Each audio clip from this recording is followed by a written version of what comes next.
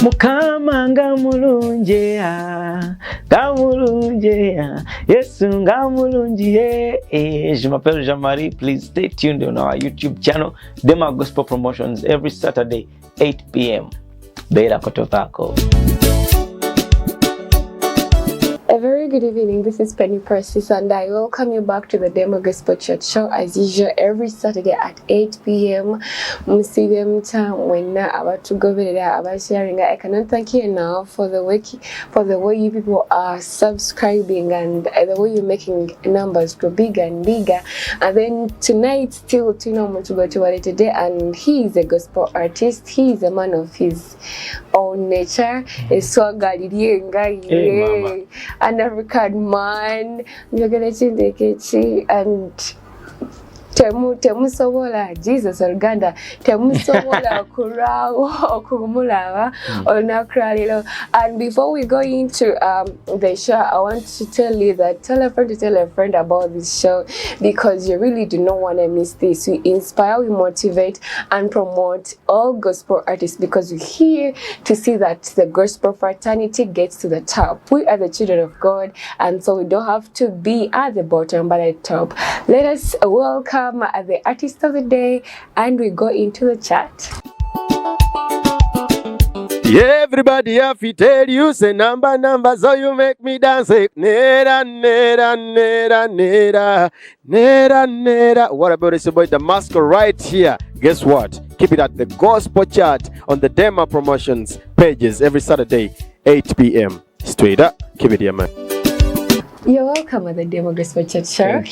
Thank you. Introduce yourself. Yeah, my name is Jean-Marie. Jean-Marie, you want to marry Zay. Is Jean-Marie your name or a swagger? Jean-Marie is my name. Jean-Marie in French, Jean-Marie. Okay. Yeah. What did you say? Jean-Marie, like, Jean-Marie. Jean-Marie, you want to marry Zay. You want to marry Zay? You want to marry Zay. It's Uganda. And that is all. That is you. What day? I'm a gospel artist. I'm an evangelist. I'm a music producer. I'm a sound engineer. I'm a proud husband. And a father. Yeah. So basically that's who I am. I love worship. I love God. And you look to be actually a youth. You look to be young. When did you make all these things? Over baby face. I just made I made 30 in January. So my God. When did you make all these things? I mean, I had titles there, like 10 of them. What you call it? Because you've seen people at 30. But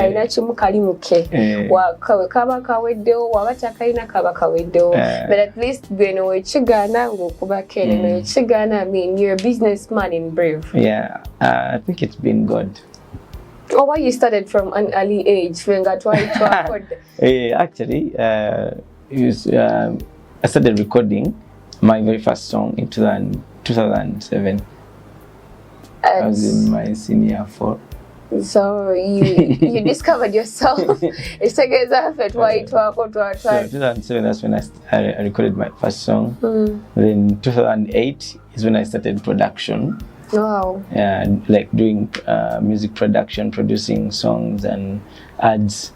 And 2010 is when we started this M1 Studios, and we are making 12 years. How was it? Yeah. How was it in 2007, 2008? Were these things really hard? Did you go for them? I mean, did you go to school to learn these things? I would say it was easy because I was very passionate about what I was doing. Like from childhood, I've been doing music, but however, I've also studied. Really? Yeah, I did sound engineering. I'm an engineer. I also did business administration at MOOC. I did all bachelors, and I'm still studying. I'm at Caris Bible School. Hey, mama. Yeah. So, okusoma kibadde kintu kyange okuva dda, so Most of the people that are in music, in most cases, they really do not want to do study. Yeah, I know. I grew up in a ghetto, just behind here. It was even worse than it is now. So people used to think, or there was a mentality that ghetto kids don't go to school, ghetto kids can't make it in life. So I grew up with that kind of with a positive vibe in me that I have to make it in life. I have to be different from all other ghetto kids. John Mary, most of the people that are in ghetto, in most cases, it's always hard for us. Let me also include myself. Yeah. That English is not for ghetto kids. No. Ate Luzungu, no. Tubiganye. Katonda akola. Okay. Katonda akola. Speak for the ghetto kids, but not include us. Don't say us. Oh my God, but when it comes to tell you my story, it's another different case. I also grew up being a positive woman. I started learning English. I started actually making my English get so serious when I was in my A level, and I think it also has the divine power in it. Wow. Yes, but as I was telling you back to you, in most cases, abana ghetto, they really have passion. Baba nebyoto byabwe jagala kuba bikonde, and most of them are so passionate about music. I don't know why. And once they click to that passion, when they focus on that passion, in most cases, things concerning school, how did you balance school and music as you? Must say that right from childhood, primary, naringa nsoma bursaries. And actually, the bursaries is music. But however, I can't carry primary because my parents are teachers. So there's a school in Makerere called Westiva, actually where the studio is here. But back then, yalinga tutewali bizimbe nga just tuteka uchwempe ku muti nga musana wegukyuka mugenda mukikyusa paka like if morning mama decide zeno, evening better side zeno. So so primary, of course, because my parents were teachers, so it was easy. Still nenga kola music. Then secondary, I enjoyed studying because I was given half bursary because of my talent, and again I excelled in academics. And abasinganga baba wanga half bursary, so nasema dala full bursary nga half ya kusoma bulungi, half ya music. Yeah, so I really loved books. Like nari mwana mugezi sikwewana, but I think it's because of the music I did. Because okubanga obongo buli sharp, okubanga so kuba enanga, so kuba drums, like I think chanyamba kune mu class okwata mangu ebintu like okunyumirwa. What if tutunjene ku being that the parents were teachers, abasajja baba bakambwe, how do you see that part that motivated you so much also to study? My parents have been the most supportive, even in my music career, because daddy wange yagala nnyo ntandika okuba ebivuga naye nalinga sinaba nalokoka nga sinka muchachiza abalokole genda balokole yo kubennanga genda oyigendanga nenga siri mulokole ate nga naye nga mukatoliki, so yalinga njagaliza nga akimanyi simanyi abanesiga batya naye yalinga akimanyi nti sijava mu kusoma ate they weren't hard on me. Like nange ncheonya maze kula ningamba ne kimanyi tebatekanga ko nnyo mateeka because the holidays I used not to stay at home. Like ngambira mu church ezeyo mu orphanage wali abazungu abalina ebyuma nga jinsula nga bazadde bange tibafaayo okusoma kutukanga okumawo okusoma. Sometimes weekend nga nzirayo makanisa g'abalokole nga sinakoka makanisa g'abalokole nga one uncle family Joseph nga na orphanage kati nga wemba siri mu church ndi Uncle Joseph, not actually home.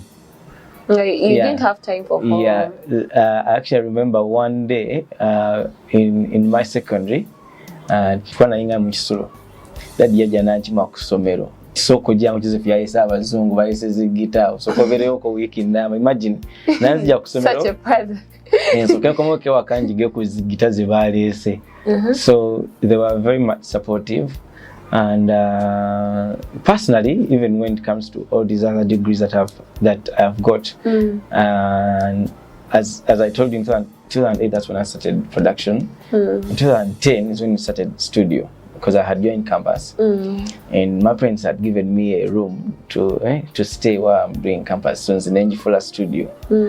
So kati ne was Ssengendo kola campus. First I wanted to do law because I was a bright student. Oh my god. Now nenda banga teka kunkolera nnyo because I had already started business which is studio and I had a simple sound system so nganitaga magezi ga business and as well because nali nalopoka katinga talent yange njiga wabgabe nyimba ngakubaza bwerere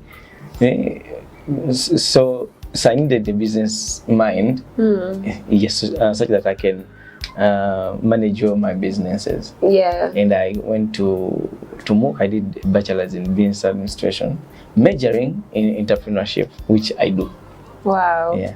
So after that, I later joined a school in Amsterdam that where I did sound engineering because you can do audio production and all this sound stuff without having knowledge about sound.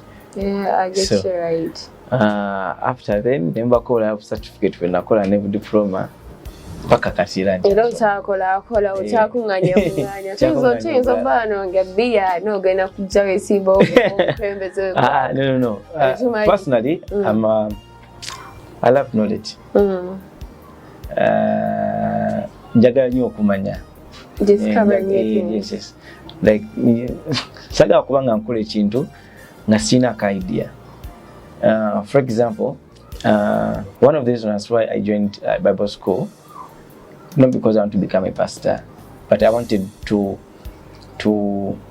be a better minister, because I realized actually that for the last 7 years, I've been a blessing to people through my music ministry. And now here comes a situation where the people enjoy your music, and when they interview you, the words you say, Gainga mubofu achichichanti osegera. So I needed to go deeper in the Lord, such that naimba mpa abantu enyimba ez'okwenyimba. Even when I'm speaking to them, I speak knowledge. Wow. Knowledge according to the word of God. That is nice. You've said actually not to Gambia country before you weren't a Christian and you were local Christian. Yeah, my parents wanted me to be a seminarian. Oh my Lord! So, but would you according to the I loved it. I actually wanted to be one. Are you for real? Yeah, like a real one? Yes. And my secondary young in seminary school. So actually someone local kirate. Kai wenavayo nendo koka mulya musomedde langa y'abakatoliki because nze liturgy prefect. Remember being a liturgy prefect in a Catholic school, it means you're really staunch. Yeah, you have to be a staunch one. Church nza kuya Legion of Mary. Legion of Mary is like a club. Yeah, I know. I went to Catholic school. And nze liturgy prefect okuva naingira essomero tebanzijako father wabaze fabambala egandula like ngatubaweereza. So imagine that kind of life. Now the last year of my O-level in senior 4, the head boy then was the leader of SU, and I was the liturgy, and I was the leader of Legion of Mary. Now there was a battle at school every Monday, Legion of Mary choir and Scripture Union choir, because Catholic abagaloko etwali abagoba okumeetinga because nze liturgy prefect nze like favorite abaloko eti babakize somo y'abakatoliki tewalina meetinga. So the only chance Scripture Union had to preach or to do something as Scripture Union is on Monday ku parade ne presenting akayimba. So one day tuba tuli mu prefect's office, head boy nangamba nego mwana rachitolokuka, and I'm like, hey, nzeno by the end wano ndi mukatwiki naye mbanze waka mbera mu orphanage eyo mbera kasaga balokole game kubiramu nagemberamu just bino bikwere eno ati na ate kira ngenda kufuuka father kati so setaga lokoka so natandika okumbuliranga enjiri bwe twabiranga mu prefect office. Remember there is a week twamala week namba nga buli prep ezigwa nga tusigala mu office paka nga saawa 8 yakubulira njiri natera mu tapes zaba Aida Kasiri like wanyize zitisi so finally nendoka so one Monday abali banda banga nzija mu job mail bagenda kulaba video mu scripture union chakola mawili okusoma so that's how I got born again. And when did you think of being an evangelist? Now, starting evangelism? From when I was at campus, we started a mission group called El Shama. Okay, one of our papas of the Christian Union at campus started the mission group called El Shama, and we used to have missions every end of semester. So from then we've never ceased. Even when we got done with campus, twas gachi gendama. So even last week we were in Kamuli for a whole week. Ninga imagine twali campus nekati abasinga bakuze family men abalaba businessmen ninga tumitinga etugenda tubulira enjiri. It would have been something that is scaring for a celebrity. Mubulira ku ngudo. Yeah, we do door to door. How do you manage it as a celebrity in Kampala? Someone know John Mary. What's your John? Ku ngudo zeka so ne Kampala tubulira mu. Actually, every beginning of semester, every first semester, every beginning of the year, campus out tugenda tubulira mu hostels. Because our first year was so we go and preach door to door. We also do crusades. So you face challenges of campuses yo, this is my star.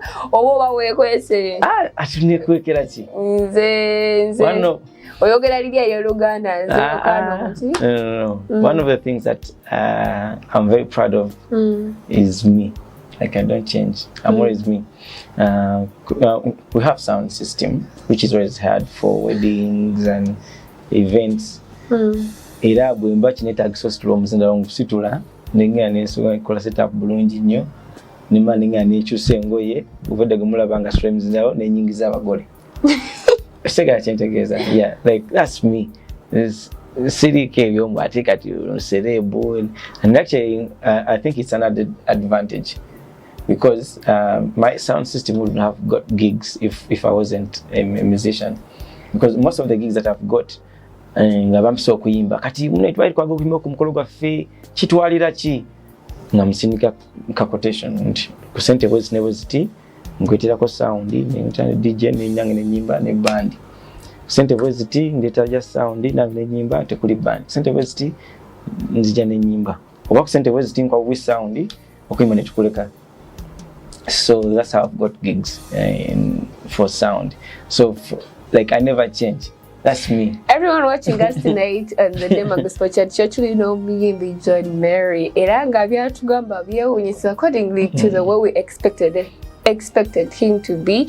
Nga celebrity, nga that celebrated person in the gospel fraternity. I want to ask him a question. Where do you get this humility of kwechikomzindalo?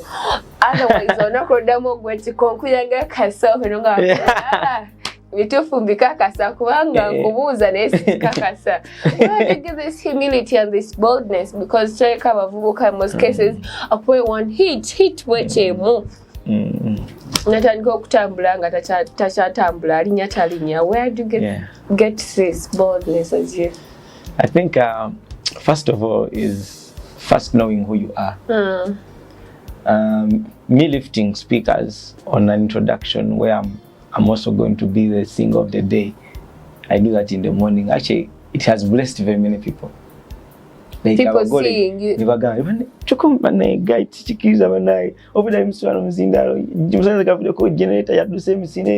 Like it blesses them. Of which now, first is knowing who you are. Now, you finding me maybe in town carrying a speaker if I'd taken it for repair. Ngiriko obuzibu nkinetagisa ogendawo sikinako obuzibu. And I think it's a blessing if I find someone who actually knows me. Nakiga nti serebu tetuba banjawulo.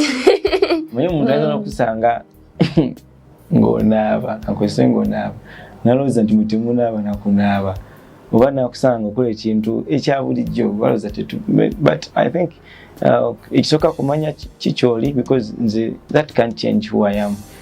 Bw'oba nsanze nga nzirugala ndi mu ovulo tekigenda kunzijako nti ojja kunsanga ku stage nkole byenkola gwe nga tosobola bikola. Ojja kunsekerera wano tugende wali ku muzinda ku microphone ekulemu okukozesa nze ngikozese ojje mu studio era nga weetaaga okuproducing ennyimba nga tolina agenda kuyamba era nga nze alina okukola ki. So first I know who I am as a person. Secondly, I know who I am. I know who God says I am. I know what the Bible says about me. So me doing all those things can't change who I am. And actually, I know I have a brighter future. Mama, I now, receive secondly, in the name of Jesus. Knowing where you've come from. The life I'm living today, it's not the best. It's not at the top. But najegombako. Now, bwembanga ati naje nsobola ogenda nga nono went to say ntandise okwematirirawo, then it means ntuse. Bwanga atuse. Osegeera. And personally ndowooza nti nze binerabamu I've not even reached a quarter. Like I've not even reached a quarter of the life I'm supposed to live. So that means I have to work even more harder than I've been working. You've been in this gospel fraternity for some good years. What was your first song yakujayo nga John Marino gamba kano nakakuba? Ngendo laba kamfudde. I mean, this was the start for my life to transform into what I am today. What was that first song? Now, I would say there has not been really a turner like I could be a hit. Because I would say the first song I did when I'm in my senior 4, to me it was a turnaround. Because that's when I realized I can sing. That's when I realized I can actually do production. Because that's when I'm studio nga producer akole ebintu nga mulaba. Ojava mu ningamba oludako kandu ekolere. Like namulaba bulabi. Now I was very happy every time I got an opportunity to sit kutebao nga nzabi ekolera. Because singa ekyo sakikola me wano sali baddewo. Singa ne studio teriwo, singa ne artist taliwo, singa ekyo tekyaliwo. 2013 ngamaze degree esooka business administration, nkola album neewuunya. Nfuna abazungu okutwala olugero okusoma. Now ntambuza album eyo mu Europe neekolera ddala. Like I even did an European tour in Belgium, Germany, Denmark, Netherlands. Kati kumuntu omulala ayinza ogamba nti yali turning point. Then tukola bintu bingi nnyo, so many good things that happened in my life when I was in the Europe. And to other people that will be a turnaround. Now sina chenvao chengamu navao ne sente nyingi nekumone ninteka structures no, but mukama yalinga nkuza. So when nakoma album yemu nenjitu like netutandika ogitambuza wano kwali olimba neewuunya nensima. Now kati some people might think nsima nti yankolera nnyo, but I would say album ya neewuunya olubala neewuunya bibankola kubanga lwantambuza amawanga amalala gona than nsima. Tukoma 2015 netufulumya album eyo netutandika ogitambuza no mu Uganda. Now people of Uganda like it nsima so much. And in 2016 we did a charity concert. So it's been a series of events. So since Agamanti, yali typical turnaround. 2018 we do Nsima Festival.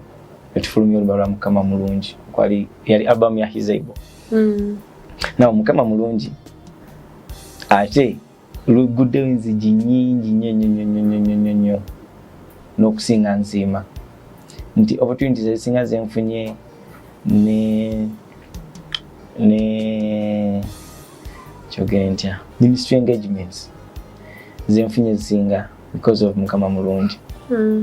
Now lockdown is actually when I got married. Mama, we receive to me personally, we receive in the name of Jesus. I've done great things in life. I've done, but the Lord has used me to do great things in life. But I think He has blessed me more during the time of lockdown. I would have asked you a question Goria when you were in John Mary Chamani Mubanche Gwanga yali abantu gwanga they are esimye okulaba ku mikolo gyabwe. You would have been one of them. What you call lockdown? Wasn't that a selfish act? Now imagine singa nalinda mbu paka into binatera kimanyi bintu byakatera kati which is 2 years. It has taken almost 3 years. Mukasinga nchali awo mumwana singa bamutwana dda oshegera singa no banangi na biva nako obanga nafunawo ebira ebimpuba ati nali nkoyi bebe yagamba ubira nga kikususeko naye mpiranga Chasagumingiza, but it was a blessing. Yeah, I understand. And the Lord has blessed me more financially, spiritually, physically, more in these last 2 years than ever before in my life. Ekitegeeza lockdown wejje yali enyigira abalala gwe Katonda ngali kukolera. Manager wange huyo his witness. We did an online concert, Sife album launch online. Online. Now we made profits that we never made before. Ngatukola shows zino Mbisawe mu Uganda Museum wa. Tituka nko profits twakolanga zitwakola mu lockdown. An online concert. Yes. Oh my God. Like people bought tickets. Abantu abali ebweru. Actually, people bought tickets more on like using Visa card than mobile money. Kitegeeza abantu abali ebweru bagula nnyo. Okusinga. That's when we realized we actually have a bigger audience outside than even here. Ekintu kye twali tubuusa amaaso ntosanga ne kushowa twazikolera ng'omuntu osasula omutwalo ni bali basasulanga ebiri kitundu ku Visa card ate twakola sente nyingi. Mama singa naliwo. Twakola sente nyingi. One of the things I've come to realize is that one of the things that I've come to realize is that this person atafulumiza nyimba ku pressure y'abantu. Like you take some good time oluyimba olulekane lutunda and ekitalimu other artists go chikolocha. What is the knowledge behind this? Because also oleka oluyimba ne lutunda for some time yet oli ayagala after 2 months nazako wekakodyo kikokozesa. And I think everyone has his own life. Nsobola about kugamba nti kinaba bwekiti oba nkikola bwe ntwa kubo kinoba no. Osanga artist omulala nga ye like that's all he does. That's all she does. Sing. Every time sing. Naye nze I'm multi-purpose. Like nkola ebintu bingi kati na family ina studio no producing abantu sound equipment no producing shows nino kuyimba ate buli kimu kyetaaga time yakyo. So I normally take long to release a song because I'm not on pressure. I know who called me and I know how he wants me to release my songs. But however, I'm not judging people that release after 2 months or every after a year. Naye kwange nze nasalawo nze nfulumya mu album. Kitwafulumya album yasooka ya Newunya. Netudako album ya He's Able. Netudako album ya Sife. So there are so factory album. Sife kwe kwali Sife Kayinja mu ngatto, mu maanyi n'endala Danitol. So nze sifulumya luyimba nti tufulumiza lumu but tufulumya album then netukwatako lumu netulupush netuluwa amaanyi. And soon another album is coming out probably next year. Mama. Now I was going to ask that abayimbi abasinga betu interviewing betu sinkanye face to face, they are really complaining and it's becoming a common word in them that enyimba zawe era bo bateka mchinji but I mean they are not progressing the speed they expect jebasubira otambulira ko si ebintu ebitambula. Could it be that just because you are a music producer that is why you are favored and your music, you know, moves faster than others expect it to be in their lane? Well, one of the things that make any artist relevant it's not the music you do, it's not how much you put in, but it is character. That is key. Yeah. I think the most long-lived artists, not only gospel artists, even secular artists, the most long-lived are those that are tamed, that have good character, that know how to speak with the presenter, that know how to speak with a fan. Abamanyi okuddamu abantu ab'enjawulo. Naye bw'oba gwe kenyini nga character yo mbovu Mukama asooka blessing and hit n'ogikuba n'ebuna buli wamu. Like tetuddamu kwoya. Like we've seen very many artists that have thrived, never kikuba 2 years nga tunawulira. But being relevant for generations, for ages, it's okay that a character. See how much you put in, because we've seen artists that nga tebateeka nga muna sente naye nga because of their character enyuma bazibakolera bwereere ba presenters bako enyuma zaabwe ku bwereere because bamanyi okuyisa mu bantu. Nza kyekisooka. Then ekyokubiri ffe tuyaweza ba Mukama, ekyo Mukama yasalawo tusagamba nno ntaddemu nnyo era tugenda kola nnyo. Ffe tukozera n'ennyimba ezimu netugamba banero katulopushinge netuteeka tukola twakowa kabi netufuna ba designers engoye ez'amaanyi ebigana ne kyokka otasuubira kati kama example y'olumba lwa Kayinja mu ngatto. Kayinja mu ngatto tetubirinaku. Yeah, I can even see the video. Like twalina mu lockdown like video girabe eyo yalina ya simu like mukwano gaffe yalina iPhone nga tuli awo mu lockdown tetuna byakukola tukole kiba naye naga ka video wane just tutekeyo ku Facebook akantu kakwate like tukate ku Facebook just having fun at home. Before we knew it akantu nga TV zikazijeyo ku YouTube ziri mu kakuba ku TV abantu bakasharinza kayimba katambude kagenze bulwamu. Plan yokola video y'amaanyi ennungi ennyo kati saa zino video gikolera ki eyinza osinga akantu kali oshegera kali simple but there's a way it is nice.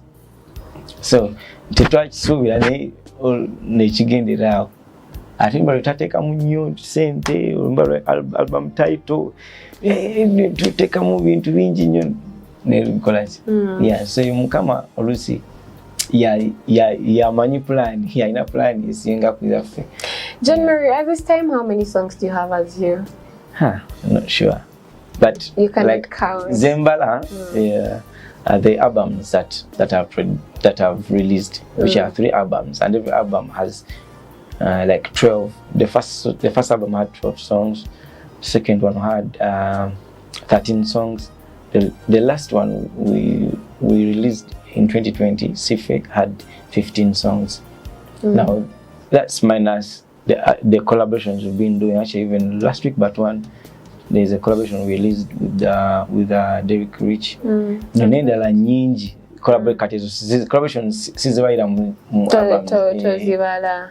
So We are facing everyone watching us in John Mary Manyet was Chinguda Makerenda but we are having a challenge in the gospel fraternity that while when you the video is nice, the beats are nice, the sound is nice. Nengolimba tell divine feel in the song. And coming to your songs, people like them. In churches, they call you. I mean, I've seen you ngabantu bakuita, and when you stand up, people be like, yay! That means they have that divine feeling in it. Woba wandike nyimba zino oziteka much. I mean, what do you do before you release a song? And before we go into that question, who writes your songs? Do you dream there? Like for example, Kainja Mungato, Doina made him lockdown me, they cook fucking writing it's a process. Some songs nze ezimu tuba mu studio nga wetu wano vibe John K wali gundi wali itukube kigomao John K nawandika line gundi nawandika line ne to be like Ssengendo. But most of the songs actually most of my songs tuzikwenda mu studio, like from studio ne tugamba tuimba ku kirero jaja kwata kunangao kwata kunanga before you know it. I thank you for my life. Saying, like, that's how we come up with songs. Sija kuimanti ntifune ebiroto nendulota nenzuka recording achendo but I think the spirit leads me because of the kind of life that I live. I always tell people that you can't give what you don't have. Tosobola kugaba mukwano nga tugulina. Tosobola kugaba that divine nature kanga bogamye nti mu luyimba divine feeling mu luyimba nga gwe munyinyi nga tugirina. You can't lead people in worship nebagenda wala nnyo gwe nga tona ngoliawo, but however it's possible ku bantu abamu, but it's on a rare occasion. Nti people get blessed. Wado kuluyimba no ulira ddala bambi neba nga sirwa gospel nga lwa mukwano gayi yamit ddala mu mukwano mungi obanga lwa inspiration oga bambi yakiyimbye ddala nga kiva ku mutima, or even maybe no labo luyimba lu Nigeria tena totegera but you no ulira ddala nga flowing because omuntu yakiyimba like it is just unexplainable. Nti omuntu ayimba about obulumi bwayitamu nga ddala muyimbi n'akiyimba kiba kyanjawulo nnyo n'oli akiyimbye nga takitegeeza nga akiwulidde wa neighbor tosobola kinyonyola naye kiwulikika. So obulamu bwe tulivinga it's what kyekyo kiribeera reflected in the songs we sing. Like I've told you, sigamba mbu abantu abalanga yazifuna mbiroto naye nze sizifuna mbiroto, but nzifuna nga tuli mu session because that's what I'm going through. Kati nga nsima janga tuli mu kwebaza nali ko lunaku lunyinjuka mzee wange yakwire simu nangamba nti mutowo bamudiagnose nze alina ebitu bibiri ku mutima. That same moment nentula nendoza ku bulamu bwange ngije twakwira mu kasasiro abantu bagamba nti waise wali amazzi naye amazzi gasibuka wano muno mukiko amazzi agava makere wagulu agave nankola bagave kasubi gonna gagwera mu kino kiko. Kati ife nga buli nkuba wetonya emyala jijjula ne jingira mu mazzi era fe nkuba wetonya nga tiri kwebaka. Kati imagine ate no ghetto okwa abantu balina sente za maids zine motoka ezitwala sewage because people can't afford. So chibakola buli nkuba wetonya nga bakola ebinnya mu toilets zaabwe bijja mu myala. Kati imagine buli nkuba wetonya nga abantu bakola ekyo nga bijja mu myala then mwala nga gujjula nga bingira mu mayumba gaffe. kati imagine wowe n'obulamu wowe n'obucyafu twayitamu nze sifuna nkukanula ku mukono gwange ndwadde bankubye empiso gye basooka okunkwambulamu baginkuba lwa bulumi nagwa mbabbi nebankuba engumi nenzimba nzena so imagine byebyo kyekyampeesa empiso nesintibu nalwadde so nenga mukama nze nkwebaza nti obulamu bwonna bwe twakulemu obusirwalangako nkwebaza obulamu bwange I thank you for my life. Then children and wife, of course, it was prophecy kubanga nali nkiraba esegera nesa zino nayo kyatuukirira nti mu kaseera ako nyine like nafuna essimu akayimba kuwekagira tukwata ku nnangaawo Larry naye yaliwo because he is also a producer ketukuba kateekayo naye kayimba ketuteekayo ku microphone, so that's how the song came. The same with Mukama Mulungi, we were in a praise session. Like twali actually mu rehearsals eyo gaba twine Dennis the voice naimba ka chorus ako so crowd nekakwata nitanga okuimbira ke ebigambo ne bijjabuze flowing mugamba manyi oluvana tugende mu studio tuka recording, like that's how songs come. Kainja mungato no Wilba Kasai yakawandika twali wano naye nkubye ekigomaawo tuntulunga China vibe Kasai natandika kainja mungato like oyogayo Kasai like so that's how songs come now because that's the kind of life we live. So chiba change nyo omuntu omwereza okwekumira mu Katonda because kyowa abantu bobanga nga tojjuzibwa kitegeeza nayo gino okuyimba ogenda kunoonya bayita abaliko ndogena kuyaga because you, like kigambo kyekituufu you're anxious nziziza but bobanga bebulamu bwoliving nga nagambye mu kusooka nti emu byatwala Bible school sikufuuka musoma but to be a better minister.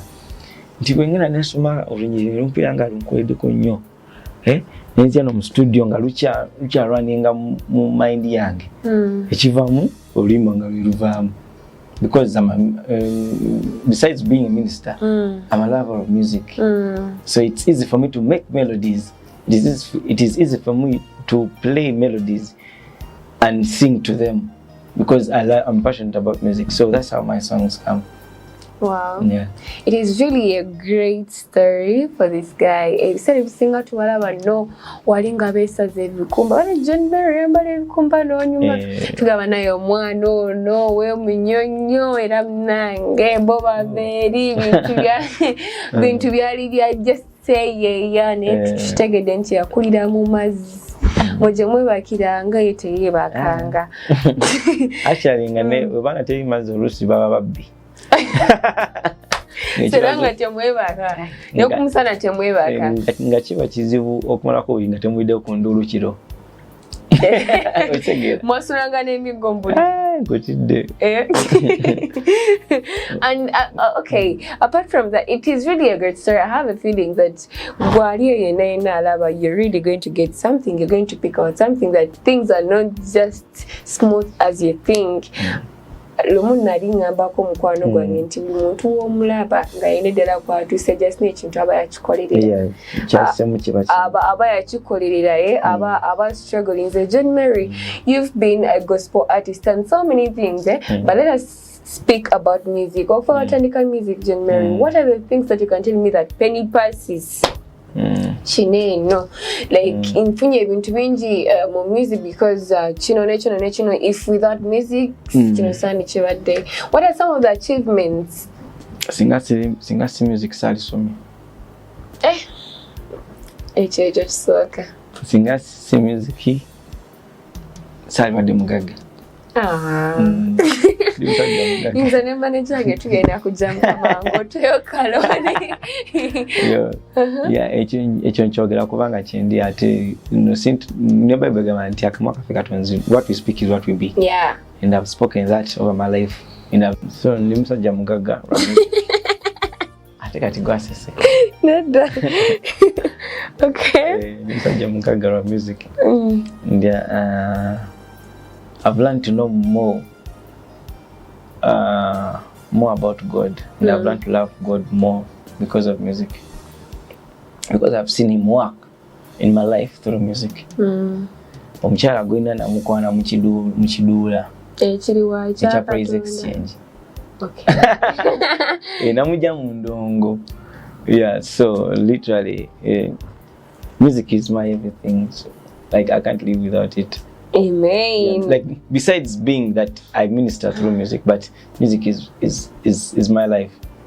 Wow. There are a lot of things that artists are really complaining about. Like they are really facing challenges in the gospel fraternity. Music wa wetatambula era baba isamu amaso tebaba supporting abasimba bwe tebayimirira bichi tugende baba saba sente ate bawereza mukama. What are the challenges that you faced in the gospel fraternity and how have you overcome these challenges? I'm a person of positive vibe, and I'll ever be. No, like I'll tell you for sure, for real. Even in my marriage, mchela wangisema mugamba nti these that you call challenges are experiences, because from them that's how we learn. Shegeza toyomba. Aliyo mwami atayomba. Since siyomba. Okay. Like we argue at some point, but still, from those arguments, we get remedies. Ati tekiddamu kubeerawo. Nti buli kangayi bukyempise mu music industry. Tinze nakolako rehearsals for almost 2 months. Ntuka ku lunaku olusembayo ne banga matogenda kuyimba. Now to others that will be a challenge, but to me, I took it positively. I'm like, God, you've been teaching me something. And then I've been committed to these rehearsals actually. Then I've never been at church. I've been committed to these rehearsals for almost 2 months. Chuka ku church. Sibadde nnyo committed. So nechinza okusa. Ningamba mukama bannange no leso njompadde nga. So buli challenge mpisemu njitute positively. Ati bwe bulamu bwintu bwe nasalawo bubeera. Nti nze sewa stress. I don't allow anything that can stress me to take me over. Like I don't worry. It's funny, but that's how it is. I never worry, even when I lose something very precious to me. I always take it positively. Oh my God. So like, therefore, even the things that have happened have challenged you in the gospel fraternity. Yes, I've taken them in good faith and I've learned from them. And I can't say that they have hurt me, they have done me bad, or been meetings or call up, because once you say that there is a challenge, it means it has challenged you to be somewhere. It has hindered you to get somewhere. But for me, through those hard times, I've learned to get stronger and to become a better minister that I am today. Oh, wow. And I don't allow myself to be stressed. Never like I don't allow myself to be stressed. Kavere mu studio ano every single stressing a producer abayimbi basumbuwa, but nze stress botandika okunsumbuwa and options kudiza sente kuwa data because sagala kunstressinga. You don't want. Sagala stressing. You don't want. Mza chimu chechwa chini ndi kufanana nga ina 20 nenga ina 30. Nange ngenda kakopa no stress. No worry. Ishitege kati ekibuzo kyange ekidire ekisema John Mary. I would have asked gwe evangelist, husband, studio producer, I mean, let me say, or to say come bintu bingi. What do you define success to you? Who is a successful person to you, according to you? What I can go and go John Mary at the Europe. That's a whole lesson. Success is different in different, like kubuliyomu. Okusinziza ku birooto bye n'ebiro biririwa bi.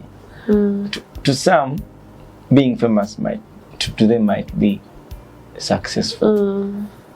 Abalala ayinza okugamba nze ogula emotoka ye yalabanga success. Omulala ayinza okugamba okuzimba ennyumba ye success. So naye nze success is living a life of joy, happiness, no worry, no stress. Why? Oyinza okugamba nti omuntu ali successful because ayina emmotoka, ayina ennyumba naye nga teyeebaka. Era nga kuyagamba sinaba kuba successful kubanga sina tulo. Nkyalina ebintu ebimbuzizaako tulo bye sinaakulabako. But is it really possible, John Mary, in this life nga wola mwene of fraternity kweno economy omuntu obeerawo nga tali stress, John Mary? Otukola otwa tuba wano nsimba omukono. No, kusalawo. And you perform. I never allow myself to be stressed. I'll give an example. Ekintu kyasinza okustressinga ekikali ngamba ekyali kigenda okunstressinga mu bulamu. Omukyala wange ali mu ddwaliro agenda kuzaala. Waliwo embeera eyaliwo yesala kunywa ku TV. Naye natula wansi nenseka. Noseka? Yes. Like laughing? Yes. Before I knew it, ebintu nga byokozeeko. Because even when you worry, like teacher yongerako. Sigamba nti bikaseera mba musanyufu. But to me, success is having peace, like being peaceful, because money tegwayo, motoka tezigwayo. Naye ndowooza bwe navuga ku motoka nja kuba obulamu buweddeyo n'ovuga motoka esooka ng'okyagala ey'okubiri. Omala wasa n'omukyala gw'omugulire oyaga ogende mama we oyaga ogende taata we tibiggwayo. Omala okuzimba ennyumba ate noyaga ozimbe endala ey'omukyalo, noyaga ozimbe ey'e Kampala, noyaga ate ozimbire muto, noyaga ozimbe endala nga ya studio. So success teggwayo naye oba n'emirembe gyo olina essanyu. To me, that is the most successful life you can ever live. Wow. And that alone is only found in Christ. And as we're concluding, I want you to speak to these youths, mostly youths, generally. I have a feeling 80% of the people that listen to your music, that love you, that follow you, that really are young people. Are youth, young people that have passions, young people from ghetto, from every sector, every section of life, and they really want, people have role models. Bagala beranga John Mary, bagala beranga Jean Marie, bagala bero omuntu wacho. What are the words that you can tell them? What are the words that you can give to them so that they can stick in their heads and know that Jean Marie is just not the Jean Marie that you see on TV. Jean Marie is also another person. Okay. Ephesians 3 verse 21 igamba nti unto him who is able to do exceedingly abundantly above all you can ask or even think of, according to the power that works in you. Owekkiriza omutukuvu takolera mu nsimbi, takolera mu mayumba, naye akolera mu ffe.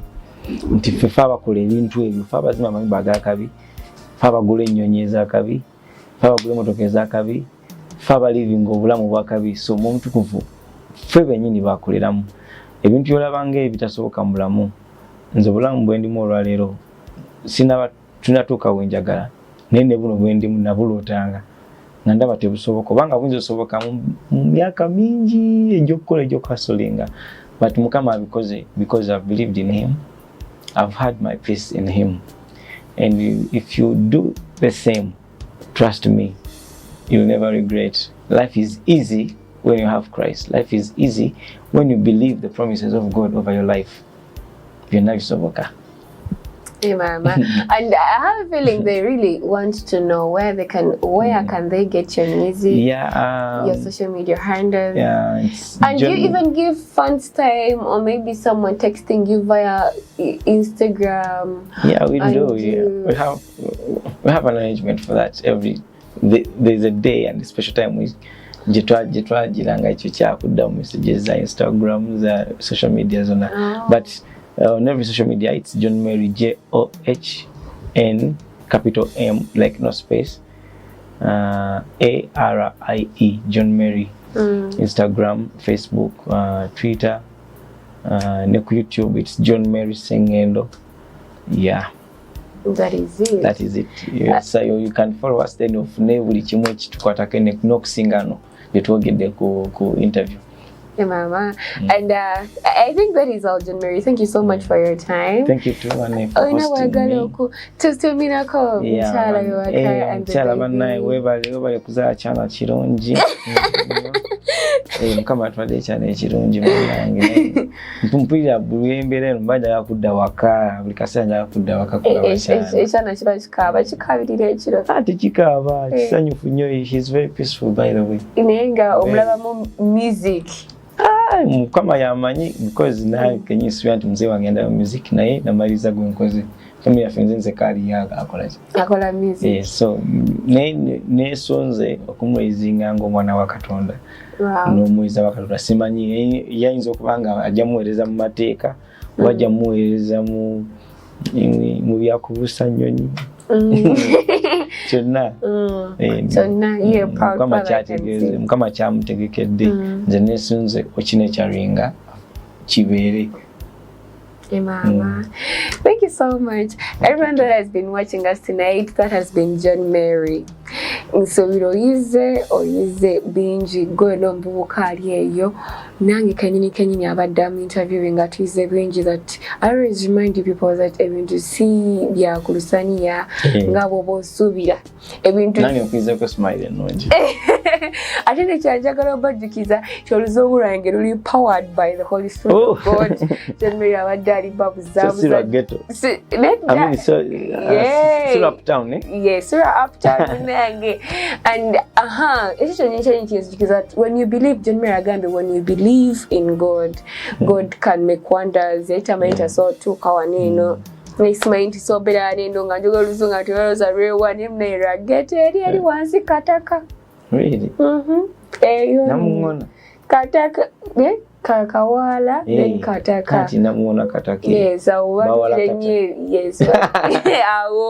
Kati, you people, that has been our day for today. That has been John Mary with me. I want to let you know about Bauza Uganda. I want to also let you know about Dema cinematography. And I also want to let you know about the Dema website. Please, for any music now, John Mary Jari, Atenga Alisa first, Atenga Mwango downloading. So please go download each and every song that you feel like you want on our website.